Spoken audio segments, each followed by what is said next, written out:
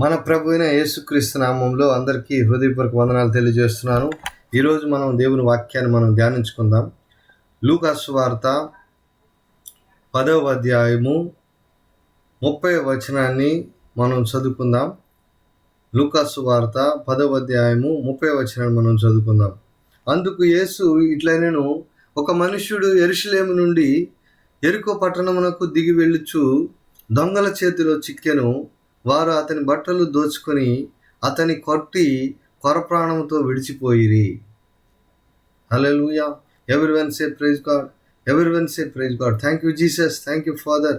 ఈ వాక్యాన్ని మనం ఈరోజు చదువుకున్నాము. ఈ వాక్యంలో మనం తెలుసుకోవాల్సినటువంటి విషయం ఏంటంటే, ఇక్కడ ఒక మనుష్యుడు యెరూషలేము నుండి యెరికో పట్టణానికి అతను దిగి వెళ్తా ఉన్నప్పుడు దొంగల చేతిలో అతను చిక్కాడు. ఎవరి చేతిలో చిక్కాడంటే దొంగల చేతిలో అతను చిక్కాడు. చిక్కినప్పుడు ఏమైందంటే అతన్ని బట్టలు దోచుకున్నారు, అతన్ని కొట్టారు, కొరప్రాణంతో అతను విడిచిపోయారు. ఎంత పరిస్థితి అంటే మనం ఆలోచించాలి. కొరప్రాణం అనేటువంటి పరిస్థితి మనం ఆలోచించినట్లయితే ఇక బ్రతకడానికి ఇక అవకాశమే లేదనమాట. అంటే జీవితం అంతా కూడా అయిపోయింది. ఇంకా చివరి క్షణాలు అనమాట.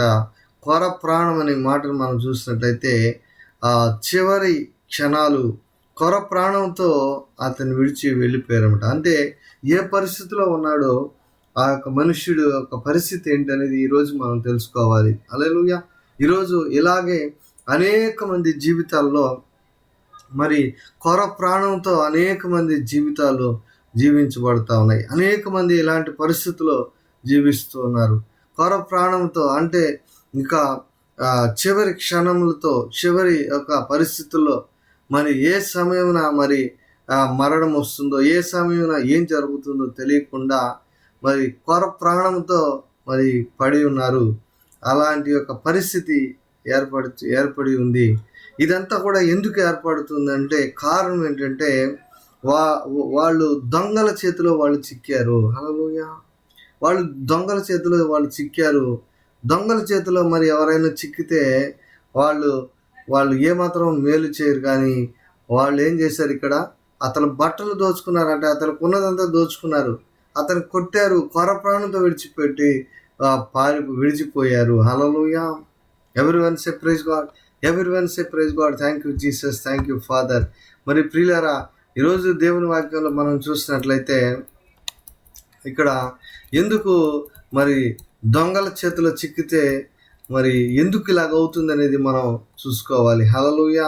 హల్లెలూయా. Thank you Jesus. యోహాను సువార్త 10వ అధ్యాయము 10వ వచనాన్ని మనం ఒకసారి చదువుకుందాము.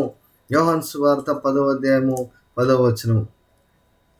దేవుని వాక్యాన్ని మనం చూసినట్లయితే ఇక్కడ దొంగతనమును, హత్యను, నాశనమును చేయుటకు వచ్చును కానీ దేనికి రాడు. హల్లెలూయా. దేవుని వాక్యం స్పష్టంగా ప్రభు అయిన యేసుక్రీస్తు ఆయన చెప్తున్నటువంటి మాట ఇక్కడ ఏంటంటే, దొంగ అనేది ఎందుకు వస్తాడు అనేది ఇక్కడ చెప్పబడిందంటే, వాడు దొంగతనం చేయడానికి వస్తాడు, ఆ తర్వాత హత్యను, నాశనము చేయుటకు వచ్చును కానీ దేనికి రాడు. కాబట్టి ఈ దొంగ ఎవరు అనేది మనం ఈరోజు తెలుసుకోవాలి. హల్లెలూయా. ఈ దొంగ ఎవరు అనేది మనం చూసినట్లయితే ఈ దొంగ నాశనం చేయడానికి, హత్య చేయడానికి వచ్చేటువంటి దొంగ అనమాట ఇతను. Hallelujah. Everyone say praise God. Everyone say praise God. Thank you Jesus. Thank you father. Hallelujah. Thank you Jesus. యోహాను సువార్త 8వ అధ్యాయము 44వ వచనాన్ని మనం ఒకసారి చదువుకుందాం. యోహాను సువార్త 8వ అధ్యాయము 44వ వచనంలో మనం చూసినట్లయితే, మీరు మీ తండ్రి అపవాది సంబంధులు, మీ తండ్రి దురాశలు నెరవేర్చగోరుచున్నారు. ఆది నుండి వాడు నరహంతకుడై ఉండి సత్యమందు నిలిచిన వాడు కాడు, వారి యందు సత్యమే లేదు. వాడు అబద్ధమాడినప్పుడు తన స్వభావమును అనుసరించే మాట్లాడును. వాడు అబద్ధికుడును, అబద్ధమునకు జనకుడునై ఉన్నాడు. హల్లెలూయా. ఇక్కడ ఈ యొక్క అపవాదిని గురించి ఇక్కడ రాయబడింది. మనం చదువుకున్నాం కదా, మీరు మీ తండ్రి అపవాది సంబంధులు. హల్లెలూయా. ఇక్కడ దొంగ మరి హత్య చేసేవాడు ఎవడనేది ఇక్కడ రాయబడింది. ఈ నరహంతకుడు ఎవడనేది ఇక్కడ రాయబడింది. వాడు ఎవరంటే అపవాది. హల్లెలూయా. ఈరోజు అనేక మంది జీవితాల్లో అపవాది ఏం చేస్తున్నాడంటే మరి వాళ్ళని వాళ్ళని నాశనం చేస్తున్నాడు. నరహంతకుడు అనమాట. వాడు నరహంతకుడై ఉండి వాడు సత్యమందు నిలిచిన వాడు కాడు. వానిందు సత్యమే లేదు. వాడు ఆడినప్పుడు తన స్వభావాన్ని బట్టి అనుసరించి వాడు మాట్లాడతాడు. వాడు అబద్ధికుడు అనమాట. తర్వాత అబద్ధాన్ని సృష్టించేటువంటి వాడు. అనేక మంది మనుషుల్లో చూసినట్లయితే చాలామంది అబద్ధాలని సృష్టిస్తూ ఉంటారు. లేని వాటిని పుట్టిస్తూ ఉంటారు. లేని మాటలను ఎవరు కూడా నేను చెప్పనటువంటి మాటలను వీళ్ళు అబద్ధముగా సృష్టిస్తారు. ఇలాగా వాళ్ళు జనకులుగా ఉంటారు. అంటే అపవాది యొక్క సంబంధాలు అనమాట. వాళ్ళు అపవాది యొక్క కుమారులు. వాళ్ళు ఏం చేస్తారంటే అబద్ధమును వాళ్ళు సృష్టిస్తారు. అబద్ధమునకు జనకులై వాళ్ళు ఉంటారు. హల్లెలూయా. దేవునామానికి మహిమ కలుగును గాక. మరి ఈ వాక్యాన్ని మనం చదువుకున్నప్పుడు ఈ వాక్యంలో మనం తెలుసుకోవాల్సిన విషయం ఏంటంటే వాడు ఆది నుండి వాడు నరహంతకుడు. హల్లెలూయా. ఇక్కడ మనం చదువుకున్నాం కదా, దొంగతనం చేయడానికి మరి హత్య చేయడానికి నాశనం చేయడానికి వస్తాడు. మరి ఈ దొంగ ఎవరనేది మనం ఈరోజు తెలుసుకున్నాం. హల్లెలూయా. ఆ మనుష్యుడు దొంగల చేతిలో చిక్కాడు.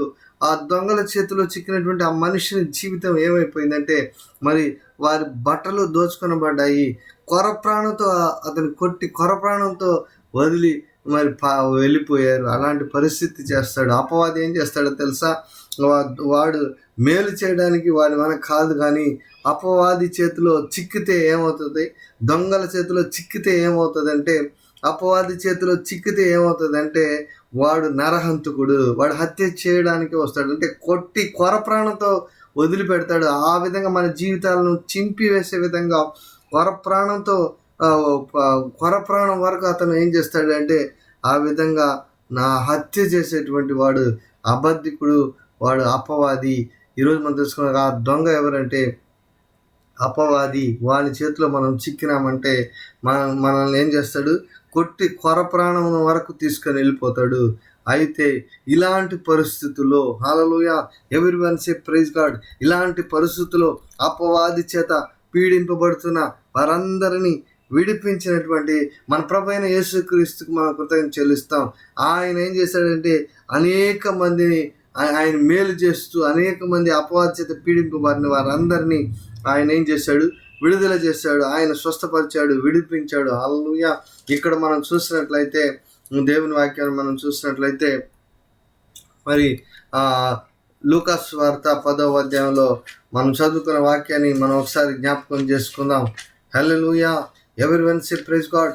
Everyone say praise God. Hallelujah. Thank you Jesus. లూకాసు సువార్త 10వ అధ్యాయంలో మనం చూసినట్లయితే అటువంటి పరిస్థితుల్లో ప్రాణంతో ఈరోజు ప్రాణంతో మరి ఎవరైతే ఉన్నారో వారు భయపడాల్సిన అవసరం లేదు. ప్రాణంతో మరి కొట్టి పడవేసినా కానీ భయపడాల్సిన అవసరం లేదు. ఈరోజు మంచి సమరయుడు మనకు ఉన్నాడు. ఆయన మన ప్రభువైన యేసుక్రీస్తు. హల్లెలూయా. అక్కడ దేవుని వాక్యం చదువుకుందాం. లూకాసు సువార్త 10వ అధ్యాయము 33వ వచనంలో చూసినట్లయితే 31 నుండి 32, 33 వచనాలు మనం చదువుకుందాం. అప్పుడు ఒక యాజకుడు ఆ త్రోవను వెళుచు తటస్థించును. అతడు అతని చూచి పక్కగా పోయెను. అలాగునే లేవీయుడు ఒకడు ఆ చోటికి వచ్చి చూచి పక్కగా పోయెను. హల్లెలూయా. అయితే ఒక సమరయుడు ప్రయాణమైపోవచ్చు అతడు పడి ఉన్న చోటికి వచ్చి అతన్ని చూచి అతని మీద జాలిపడి దగ్గరకు పోయి నూనెయు ద్రాక్షారసమును పోసి అతని గాయములను కట్టి తన వాహనం మీద ఎక్కించి ఒక పూటకుళ్ళ వాని ఇంటికి తీసుకుని పోయి అతని పరామర్శించెను. హల్లెలూయా. మరునాడు అతడు 2 దేనారములు తీసి ఆ పూటకుళ్ళ వానికి ఇచ్చి అతని పరామర్శించుము. నీవింకేమైనా ఖర్చు చేసిన ఎడల నేను మరలా వచ్చినప్పుడు అది నీకు తీర్చేదనని అతనితో చెప్పిపోయాను. హల్లెలూయా. దేవుని వాక్యంలో మనం చూసినట్లయితే ఇక్కడ ప్రాణంతో కొట్టి పడివేసినప్పుడు ప్రాణంతో ఉన్నప్పుడు అక్కడికి వచ్చినటువంటి ఒక మనుషుడు ఎవరంటే యాజకుడు. అతను త్రోవను వెళుచు అతను పక్కగా వెళ్ళిపోయాడు. చూశాడు, కొర ప్రాణంతో ఉన్న వ్యక్తులు చూసి పక్కగా వెళ్ళిపోయాడు. తర్వాత లేవీయుడు ఒకడు వచ్చాడు, అతను కూడా చూసి అతను కూడా పక్కగా వెళ్ళిపోయాడు. అయితే చివరిగా సమరయుడు ఇక్కడికి వచ్చాడు. ఆయనే మంచి సమరయుడు, మన ప్రభు అయిన యేసుక్రీస్తు. అందరూ దేవుని నామాన్ని గణపరిచి ఆయన నామాన్ని స్తుతించి ఆయన నామాన్ని గణపరుద్దాం.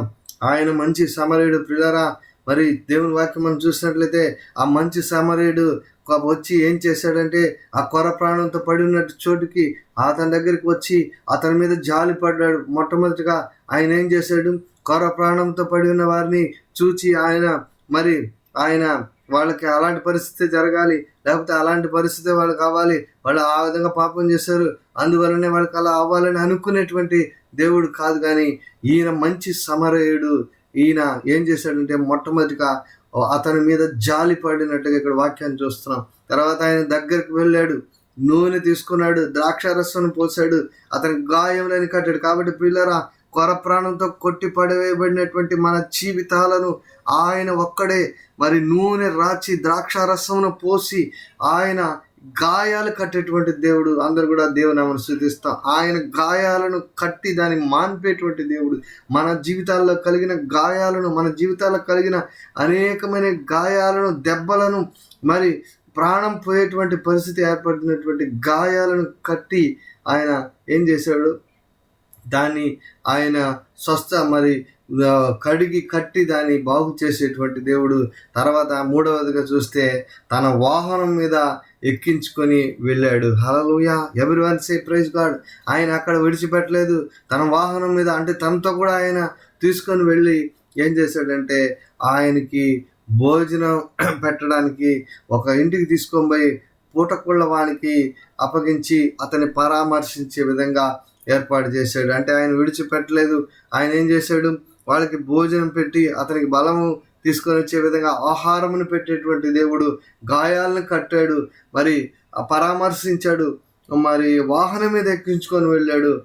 వాళ్ళకి ఇచ్చి, ఇంకా ఒకవేళ ఎక్కువైతే నేను మరలా తిరిగి ఈ మార్గంలో వస్తాను, మరలా అతనికి నేను ఇంకేమైనా ఖర్చు చేసిన ఇస్తానని చెప్పి అతన్ని పూర్తి బాధ్యతగా తీసుకొని అతన్ని మేలు చేసి అతన్ని రక్షించినటువంటి సమరయుడు. ఆయనే మంచి సమరయుడు. ఆయనే మన ప్రభు అయిన యేసుక్రీస్తు. హల్లెలూయా, everyone say praise God, everyone say praise God. కాబట్టి ఈ విధంగా మన దేవుడు కొర ప్రాణంతో ఈ దినము ఎవరైతే కొట్టి పడవేయబడి ఉన్నారో, అపవాది చేత కొట్టి పడవేయబడి కొర ప్రాణంతో మిగిలి ఉన్నారో, వారందరూ కూడా ఈ దినమున ఈ వాక్యమును విని ఎవరు కూడా భయపడాల్సిన అవసరం లేకుండా మనమందరం కూడా మంచి సమరయుడైన ఆ యేసుక్రీస్తు వైపు మనం విశ్వాసం ఉంచితే ఆయన మన దగ్గరకు వచ్చి మొట్టమొదటిగా ఆయన ఏం కార్యం చేస్తాడంటే మనల్ని చూసి, కొర ప్రాణంతో పడిన మనల్ని చూసి జాలి పడేటువంటి దేవుడు. కాబట్టి ఆయన జాలి గల దేవుడు. నిశ్చయంగా మన యందు ఆయన జాలి కలుగు చేసి, జాలి చూపించి, తర్వాత ఆయన మనకి నూనె రాసి ఆయన మన గాయాలను కడతాడు, మనకి స్వస్థత ఇస్తాడు. ఆయన మనకి గాయాలు కట్టి స్వస్థత ఇచ్చి తన వాహనం మీద ఎక్కించుకొని వెళ్ళి ఆహారమునిచ్చి పూటకుల వారి దగ్గర అప్పగించి పరామర్శించి మనకి తిరిగి నూతనమైనటువంటి బలాన్ని, శక్తిని పొందుకే విధంగా చేయగలిగినటువంటి దేవుడు మన దేవుడు. కాబట్టి ఆయన మనకి స్తుతి, ఘనత, మహిమ, ప్రభావములు మనం చెల్లిద్దాం. Hallelujah, hallelujah, everyone say praise God, everyone say praise God. Thank you Jesus. ఈ విధంగా ఆయన మంచి సమరయుడు. కాబట్టి కొర ప్రాణంతో ఎవరైతే అపవాది చేత కొట్టివేయబడి ఉన్నారో, పట్టబడి ఉన్నారో, కొర ప్రాణంతో పడి ఉన్నారు, వారందరూ కూడా ఈరోజు దేవుని యందు విశ్వాసం ఉంచినట్లయితే, ఆయన జాలిపలే దేవుడని విశ్వసించినట్లయితే, ఆయన గాయాలు కట్టి మాన్పి బాగు చేయగల దేవుడని, ఆయన మనకి ఆహారం పెట్టి బలము తీసుకొని వచ్చే దేవుడని విశ్వసించినట్లయితే, ఈరోజు ఆయన ఈ వాక్యం వినిన ప్రతి వారిలో కూడా ఆయన గొప్ప కార్యం జరిగించి ఆయన నామానికి మహిమ, ఘనతను తెచ్చుకునేటువంటి దేవుడై ఉన్నాడు. కాబట్టి దేవుడు ఈ వాక్యాన్ని దీవించి ఆశీర్వదించి ఆయన మనల్ని దీవించి కాపాడును గాక. ప్రార్థన చేసుకుందాం. అందరూ కూడా ప్రార్థనలో మనం ఏకీభవిస్తాం. ప్రార్థనలో మనం పోరాడదాం. దేవుని సన్నిధిలో వేడుకుందాం. మహాపరిశుద్ధుడైన తండ్రి, మహోన్నతుడైన దేవ, కృపగల తండ్రి, దయగల దేవ, ఈరోజు నువ్వు ఇచ్చిన వాక్యాన్ని బట్టి నేను స్తుతిస్తున్నాం తండ్రి. ఈ వాక్యంలో తండ్రి నువ్వు చెప్పావు, అపవాది చేత దొంగల చేతిలో చిక్కినటువంటి మనుషులను, మరి కోర ప్రాణంతో కొట్టివేయబడినటువంటి మనుషుల్ని నీవు నీవు వాళ్ళని అసహించుకునే దేవుడు కాదు. వాళ్ళని మరి నా యొద్దకు రావద్దని చెప్పే దేవుడు కాదు. వాళ్ళ స్థితిని చూసి నువ్వు పరిహాసం చేసే దేవుడు కాదు. వాళ్ళకి ఇలాగే జరగాలని చెప్పుకొని వాళ్ళ మీద కోపించేటువంటి దేవుడు కాదు. కానీ ఇక్కడ నువ్వు మంచి సమరయుడుగా నువ్వు తండ్రి నాయన మొట్టమొదట వారిని చూసి, కొర ప్రాణంతో ఉన్న వారిని చూసి జాలి పడిన దేవుడై ఉన్నావు తండ్రి. జాలి పడి తండ్రి వారికి గాయాలు కట్టి, వారికి నూనెను పోసి తండ్రి వారికి వాహనం మీద ఎక్కించుకొని తండ్రి నాయన ప్రభువా, నువ్వు తండ్రి నాయన వాళ్ళని తీసుకొని వెళ్ళి ఆహారమును పెట్టేటువంటి ఆ ఇంటికి అప్పగించి వారిని ఎంత వారి జీవితాన్ని నువ్వు బాగు చేస్తావు తండ్రి. అందుపై నీకు స్తోత్రాలు చెల్లిస్తూ ఈ వాక్యమును ఈ దినమున ఎవరైతే వింటున్నారో ప్రతి ఒక్కరు కూడా, ఆ ప్రతి ఒక్క ఆత్మ కూడా రక్షించబడినట్లుగా సహాయం చేయమని, ప్రతి ఒక్క ఆత్మ కూడా తండ్రి నాయన ప్రభువా నీ యొక్క పరలోక రాజ్యంలో ప్రవేశించినట్లుగా ప్రతి ఒక్క ఆత్మ నీ యందు విశ్వాసం నుంచి విస్తారమైనటువంటి ఆత్మను సంపాదించే విధంగా మీరు సహాయం దయచేసి మీరు కాపాడగలరని నజరేయుడైన యేసుక్రీస్తు నామములో ప్రార్థించి వేడుకొనుచున్నాను తండ్రి. ఆమేన్, ఆమేన్. హల్లెలూయా.